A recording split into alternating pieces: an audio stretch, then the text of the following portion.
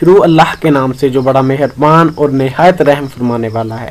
دوستو میں ہوں مہران علی اور آپ دیکھ رہے ہیں مہران ٹی وی۔ اگر آپ نے ابھی تک میرے اس چینل کو سبسکرائب نہیں کیا تو برائے مہربانی اسے سبسکرائب کر لیجئے تاکہ آپ اس طرح کی اور مزید ویڈیو سے استفادہ حاصل کر سکیں، اس سے فوائد حاصل کر سکیں۔ تو آج میں آپ کو 100 ایئرز آف سولیچیوڈ جو کہ گیبریل گارشیا مارکیز کا لکھا ہوا ایک عظیم ناول ہے، اس کے چیپٹر 3 کی سمری اردو میں آپ کو بیان کر کے بتاؤں گا۔ دوستو اس میں 3 یا 4 ایونٹس جو ہیں وہ بہترین ہیں جو کہ سمجھنے والا۔ سب سے پہلا جو ایونٹ ہے وہ یہ ہے کہ پلر ٹرنیرا جو ہے جو کہ جس کے تعلقات جوز آرکیڈیو کے ساتھ تھے، اس کے ہاں ایک بچے کی پیدائش ہو جاتی ہے اور وہ اپنے بچے کو ساتھ لے کر ارسلا کے گھر میں آ جاتی ہے، یعنی کہ اس کے پوتے ارسلا کے پوتے کو لے کر ان کے پاس آ جاتی ہے۔ تو جو آرکیڈیو بینڈا جو ہے جو کہ دادا ہے اس بچے کا، وہ اس بچے کا نام جوز آرکیڈیو ہی رکھتا ہے اپنے بیٹے کے نام پر۔ ابھی اس کا بیٹا واپس نہیں آیا، وہ جپسیز کے ساتھ چلا گیا تھا جپسیز کے ساتھ۔ تو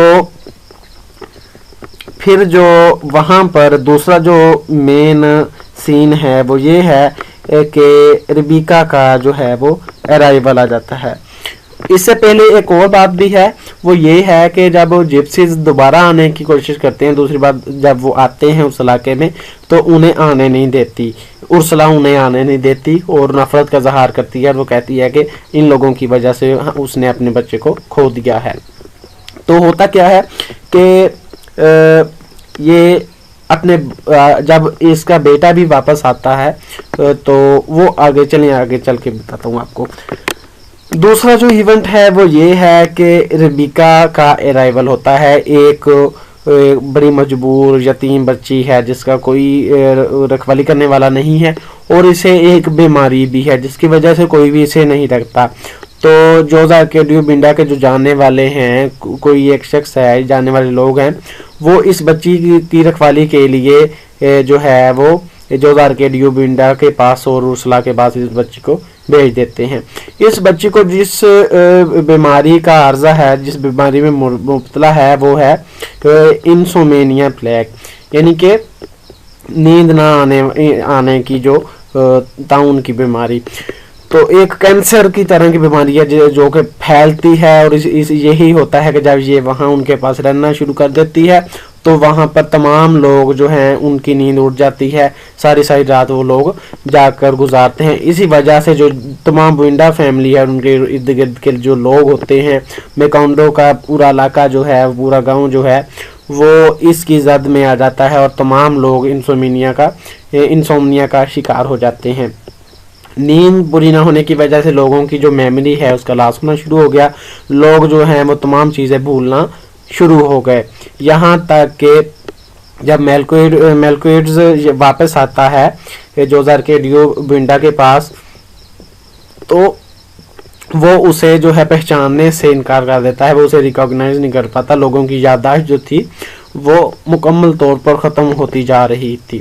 تو اس صورتحال میں ایک شخص جس کا نام تھا جو کہ میجسٹریٹ تھا، ڈون اپولینار ماسکوٹے، یہ شخص باہر سے آیا اور اس نے آ کر لوگوں کو مشورہ دیا کہ اگر آپ اپنے گھروں کو بلو پینٹ کر دیں گے، بلو رنگ میں تبدیل کر دیں گے، اپنے تمام گھر کو پینٹ کر دیا جائے تو ایسے گھروں میں رہا جائے تو آپ اس بیماری سے چھٹکارا حاصل کر سکتے ہیں۔ تو ایسے ہی ہوا اور لوگوں نے اس بیماری سے چھٹکارا حاصل کیا اور اس ترکیب سے بعد میں یہی شخص جو تھا میجسٹر، یہ اپنی بیوی بچوں کو اور اپنی آرمی کو لے کر اس علاقے میں رہنے کے لیے آ گیا۔ تو اس کا یہ قدم جو تھا وہ جوز آرکیڈیو کو بینڈا کو اچھا نہیں لگا کیونکہ وہ حکمرانی کرتا تھا، وہ فاؤنڈر تھا اور اسے یہ اچھا نہیں لگتا تھا کہ کوئی اس کے مقابلے میں آ جائے۔